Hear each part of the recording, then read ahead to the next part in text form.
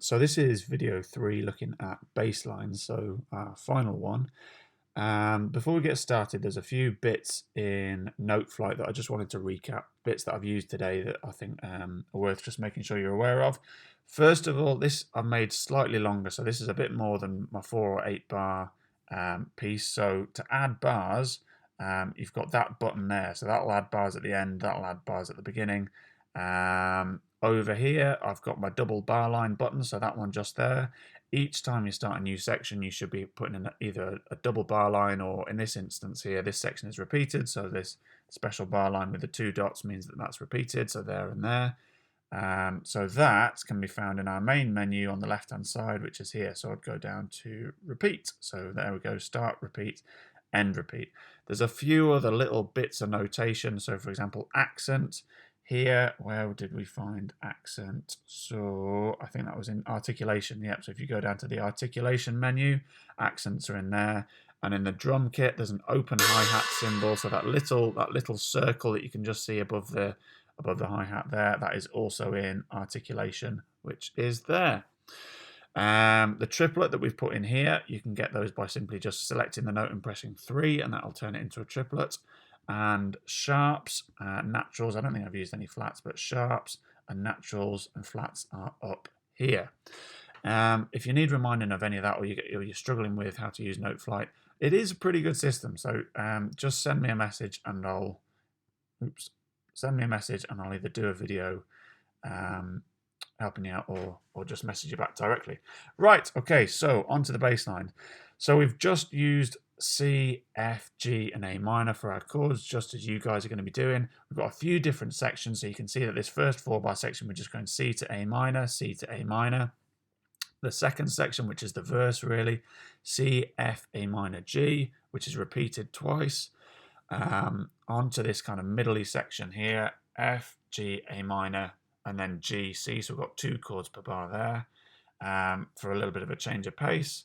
Then we've got, this is a little bit of a slightly weird section. This is A minor all the way through, but the bass note changes.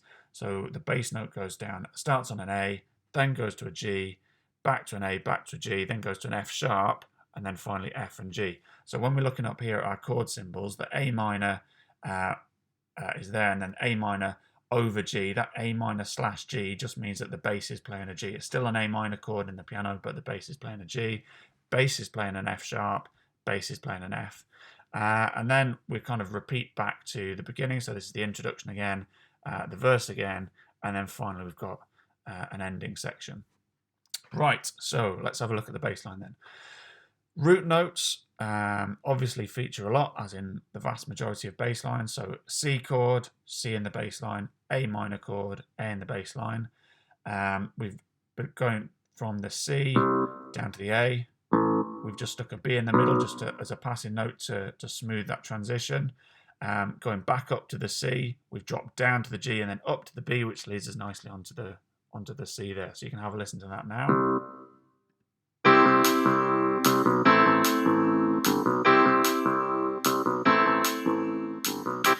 Always remembering to give the bass a good rhythm. Gives the tune a lot of energy, helps to drive it forwards. Right, on to section 2. So we're using all 4 chords here, all 4 chords that are available to us in this instance. And we've started to give the bass line, it's got a nice rhythm again. We've given it a little bit more variety in the rhythm. It's a little bit less repetitive.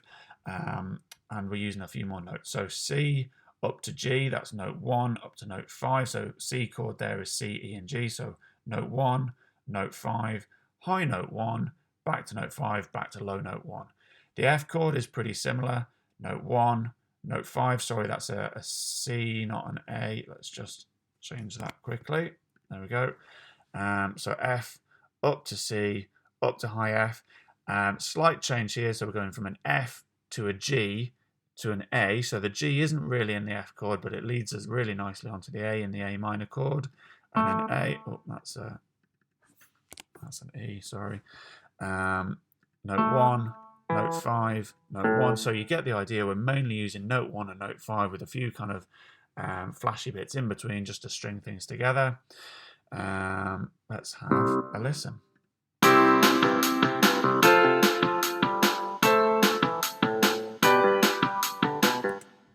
Nice. Nice. Right, okay. Next section, different style of bass line entirely. We're mainly just using the root note with a little variety at the end. We've got accents here. Now, accents add a little bit of emphasis onto that particular note. So you see that we've kind of grouped them in. We've got a group of three, and then a group of two, and that gives it a kind of like a syncopated offbeat feel.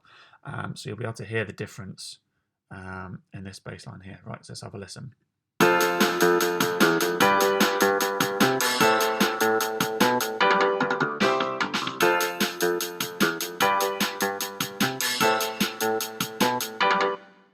Okay, so there we go, that's that section. Next section, so this is just the A minor section, so A minor all the way through in the piano, and it's just the bass line that changes underneath. Again, giving it a little bit of an interest in rhythm, repeats the rhythm in the first two bars and then changes in the second two bars. Right.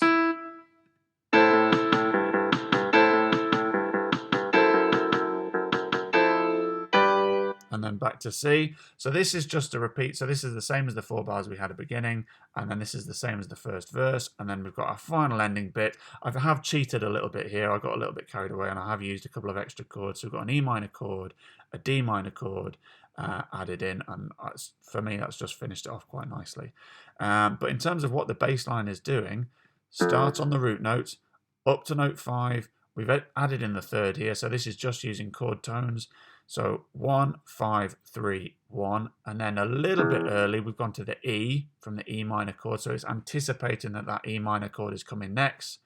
The next bar follows the exact same pattern. Start on note 1, up to note 5, note 3, note 1, and then the last note in that bar anticipates the D of the D minor chord, which is coming next. So it's giving that that note a little bit early to the listener. And then we've got, this is a G chord here, but the bass just stays on the D, and then we just finish on a C. Right, so let's have a listen all the way through.